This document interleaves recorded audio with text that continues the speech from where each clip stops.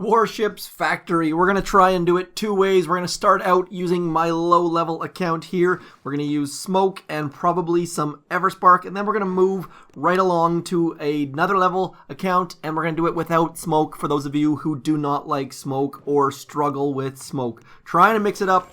I have seen a couple people complaining that smoke is too difficult, so we're going to do it two different ways and go from there. Now, there's nothing that needs to be hacked here. We can maybe hack the mortar if we need to, but this is a straight-up solo. You probably should be able to solo this. Low health, only 480,000. Not a lot of shocks here. Really, we only need to have... We could use probably one shock on these four lasers, one shock over here, and one shock down in here. So we could probably solo this, but... That's not... Maybe we could do it backwards with a... Let's do that. Let's do it backwards with the low level trying for the solo and the high level using no smoke whatsoever. So here goes nothing. The HQ-18 solo attempt. Shocks are cheap right now. So again, if you've never soloed War Factory, now is the time to give it a shot. We need to use a couple smokes at shore, probably to keep the grapplers off our case. But otherwise, just a barrage. Let's go. Let's get into it using the faulty cable. Now, for those of you who missed out yesterday, I announced a small, tiny contest in my Dr. T Volcano video yesterday. I would suggest going and checking it out if you haven't already. We're going to use one smoke for the drop just to try and save as much GBE as we can. And then we're going to get the ladies walking and walking. They're heading way farther left than I would have thought they would, but at the end they get in a nice little corner there, and we've still got the delay on all the important things. We've got battle orders pressed. We are in a good spot. 1, 2, 3, and 4 maybe just for kicks. Let's shock over here too. And HQ-18 with the Zookas going for the solo. Down goes War Factory, unboosted, HQ-18, pretty easy solo. We've still got some GBE left over for a smoke to throw on top to hide the ladies from the retreating Gearhart. Very easy solo. Only lost 10 Zookas. Try it, give it a shot. The thing is, you have 5 tries, so if you've never done a solo with Zookas, if you've never done a core hit with Zookas on War Factory, today is perhaps your day. Now I'm going to switch accounts. We'll come back in, I would say, about 8 seconds.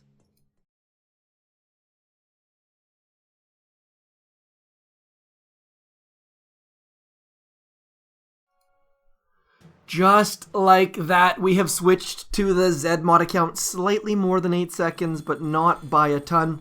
Now we're going to use the... I don't have any good... loadouts anymore. We're going to use 3 boats of rifles. Get things started with 3 boats of rifles. We're going to use 3 boats of these Zookas. And then we're going to use a couple boats of medics and a couple boats and one boat of medics, 1 boat of cryos. Now, you know what? I'm just going to skip the medics because everything's probably going to one-shot our troops anyways. And I'm just going to add, let's change to Zookas. Very rarely do I ever recommend using medics on War Factory. The problem is the grapplers take them or take a troop and then your medics run across the map and die, so probably going to be a waste of a landing craft. Let's have a look here.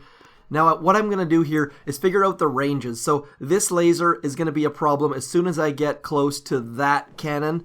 What I'm going to do is probably BART out this laser. By doing that, it just means that there's less things to worry about later on, but I'm not entirely sure. So I'm going to use 1 attack just to get rid of this laser right here. Trying to keep it as dead simple as humanly possible for those of you who don't like smoke or don't like trying difficult attacks. Now, my thinking is War Factory is the absolute best place to try difficult attacks because you have 5 tries. So I would highly suggest trying to copy or trying to emulate that first attack instead of copying this attack. But obviously, War Factory has been around for a long time and you've probably beaten it too many times, so you're just looking to do it quickly.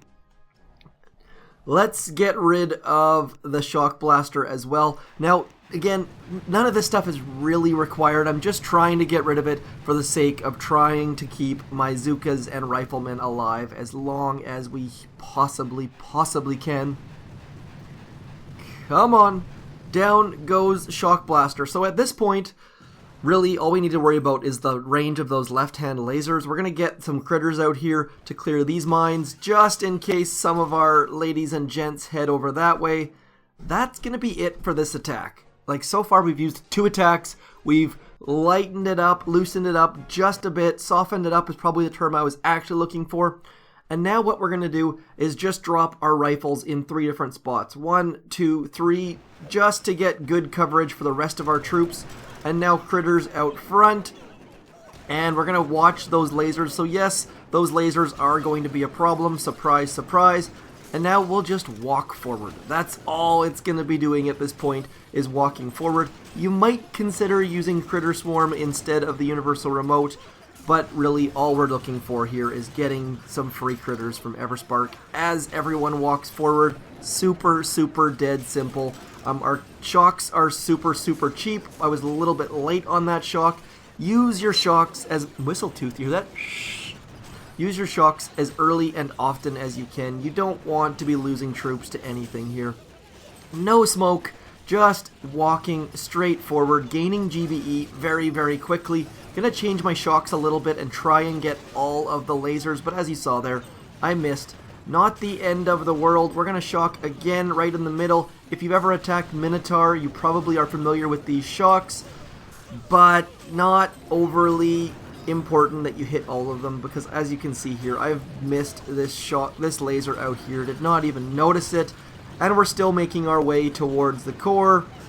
Everspark hopefully just hacked something, getting rid of some lasers. Let's throw some GBE on this laser since we're not going to get another shock, and we are now at the core, and War Factory is essentially crippled, dead, done. Probably should have just gone for the save the core, but I just wanted to show that you don't need to use smoke to beat War Factory. It's very, very rare that we have a War Factory that's tough enough on its own. 25,000 on that laser, so we're going to BARD it before we move our troops. Now, one thing that I always see people do on War Factory, on operation attacks, is they drop their troops, then they try and barrage. So you're trying to move the screen back and forth, you're trying to watch 2 things at once. I would highly recommend to never, ever, ever, ever do that. Use your artillery, use your barrage before you drop the troops. It will save you a ton of grief and make your attacks much, much stronger and much, much better. We're going to drop critters over here. We're going to shock this laser and this laser. 2 shocks. 2 nice, easy shocks. Trying to keep things as simple as we possibly can. Again, a shock there and a shock there. Missed the shock on the Doom Cannon, but our troops are just moving forward. So let me know in the comments if you prefer this style of attack.